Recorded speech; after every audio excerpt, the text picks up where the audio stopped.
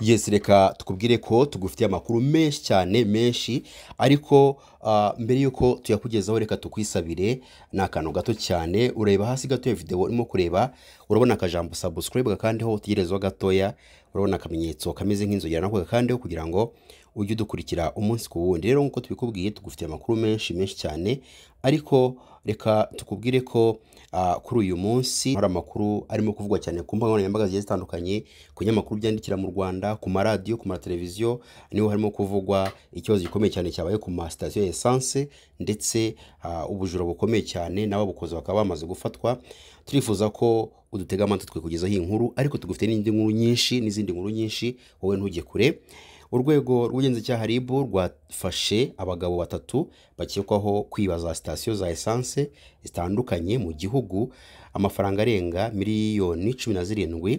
Aba bafashwe nyuma y'uko RIB yakiriye ibirego bitandukanye kuva muri izi station, aho rero zibwa mu buryo bumwe. Abafashwe n'uwitwa Nsabimana Strato ari nawe muyobozi w'akagatsiko kagizwe na Ntagwabira Vincent ndetse na Mwesigye Paul. Abo bashukaga abakozi batanga essence bakamwaka telefone bishyuraho hanyuma bagahindura umubare w'ibanga. Ese byakorwaga gute? Iperereza rya RIB ryagaragaje ko abaregwa bajyaga kuri station za essence bamara kunywesha bakishyura amafaranga atangana na essence bahawe. Umukozi wo kuri iyi station yahitaga abibona akababwira ko bohereje amafaranga atuzuye, nuko bakamusaba telefone ye kugira ngo birebere neza niba ibyo arimo kuvuga ari ukuri. Ariko ayo mayeri yo kugira ngo abahe iyo telefone bishyuriraho, bivuze ngo byabaga ari amayeri yo kugira ngo bano basore bahabwe telefone bayihawe n'uyu muntu utanga essence, bakamwaka telefone irimo kwakira amafaranga kugira ngo bo birebere niba amakuru ibyo arimo arababwira ari byo, niba koko amafaranga bohereje atangana nayo banywereye essence.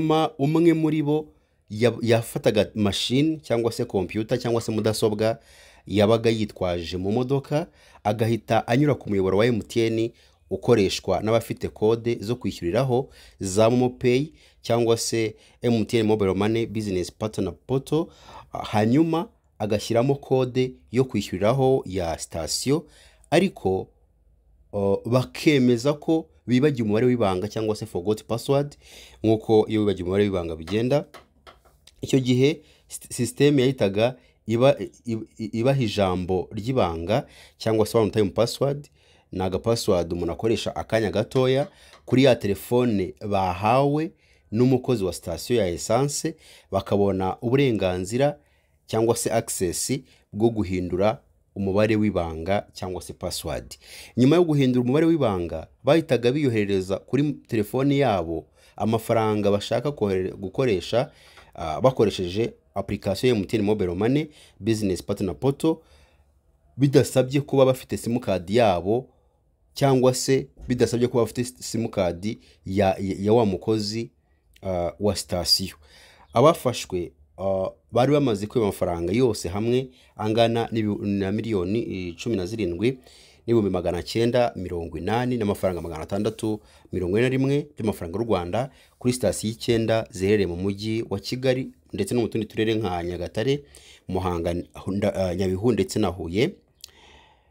Bakurikiranyweho ibyaha byo gushyiraho umutwe w'abagizi ba nabi cyangwa kuwujyamo, kwihisha ikintu cy'undi ukoresheje uburiganya, n'icyaha cyo kugera mu buryo butemewe ku makuru abitse muri mudasobwa cyangwa mu rusobe rwa mudasobwa. RIB irasaba abakozi baba ma station cyangwa se baza station ya essence kugira amakenga, bagashishoza bakirinda umuntu ubasaba telefone bishyuriraho ngo ayifate mu ntoki, kuko ibyo nibyo ntandaro y'ubwambuzi bushukana.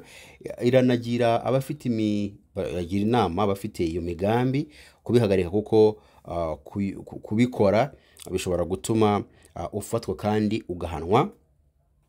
Icyaha cyo kujya cyangwa gushyiraho umutwe w'abagizi ba nabi bihanishwa igifungo kitari munsi y'imyaka 7 ariko kitarenze imyaka 10. Icyo kwihesha ikintu cy'undi hakoreshejwe uburiganya gihanishwa igifungo kitari munsi y'imyaka 2 ariko kitarenze imyaka 3, ndetse agacibwa ihazabu y'amafaranga y'u Rwanda atari munsi ya miliyoni 3 ariko atarenze miliyoni 5.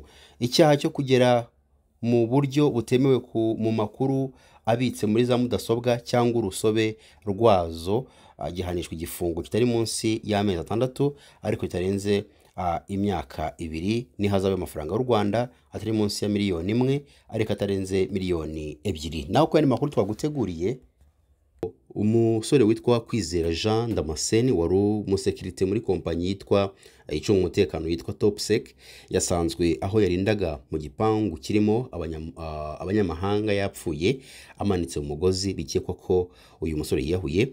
Ibi byabereye mu mudugudu wa Rusenyi mu kagari ka Murama mu murenge wa Kinyinya mu karere ka Gasabo mu mujyi wa Kigali mu gitondo cyo kuri uyu wa gatatu tariki 12 Ugushyingo 2025. Abaturage bo muri kano gace bavuga ko inkuru yo kwiyambura ubuzima kwa nyakwigendera bayimenye mu gitondo cyo kuri uyu wa gatatu. Umwe yagize ati, ngiyewe nkora akazi kizamu hano mu Runana, iyi nkuru nayimenye mu gitondo kuko uyu muvandimwe wiyahuye yakoraga hafi igipangu nkoramo. Rero hari undi wari usanzwe gukora amasuku aho ngaho yaje mu mirimo isanzwe, nibwo yabonye uwo muvandimwe ari we musekirite yiyahuye yimanitse mu mugozi. Hanyuma ahita amenyesha abandi bakoranaga nawe cyangwa se bahakorera ariko barinda ku marembo rusange.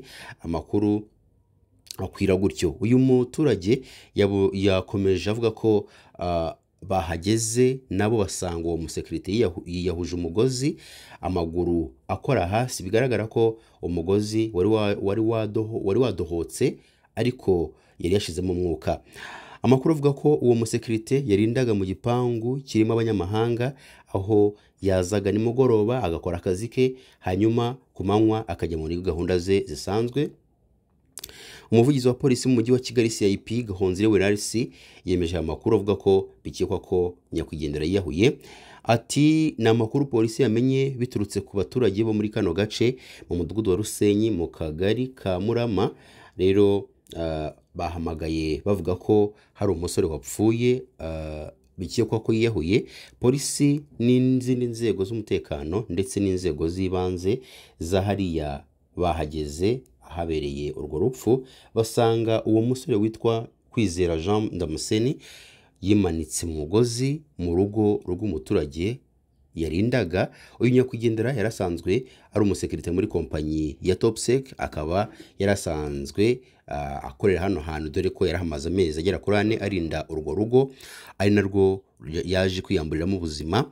CIP Gahonzire yakomeje avuga ko bigaragaza ko nyakwigendera yiyahuye kuko yari yaje mu kazi nk'ibisanzwe nimugoroba, ba nyir'urugo bajya mu nzu kuryama nk'ibisanzwe, maze uwafata umugozi awumanika ku rubaraza, ni nyuma ahantu hari urubaraza, arurira yishyira umugozi mu ijosi. Ati, igikekwa nuko yaba yiyahuye kuko nta kindi kintu kidasanzwe cyahabaye muri urwo rugo, nta bujura bwabaye, birakekwa ko yaba yiyahuye.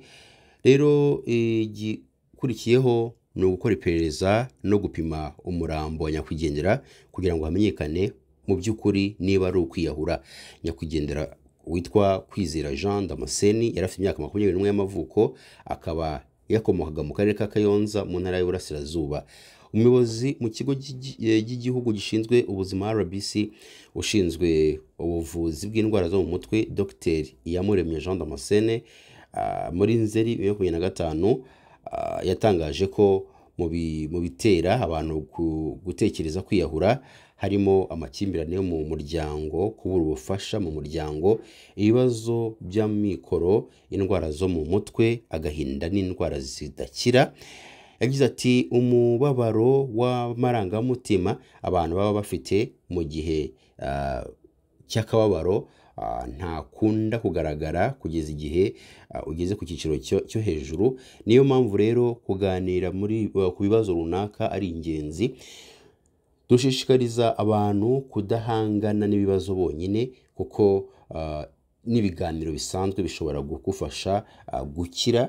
Imibare igaragazwa na RBC igaragaza ko umubare w'abagerageje kwiyahura mu Rwanda wageze kuri 602 mu mwaka ushize wa 2024, noneho kandi 51.3% baba bafite imyaka iri hagati ya 19 na 35. Naho ku yindi nkuru twaguteguriye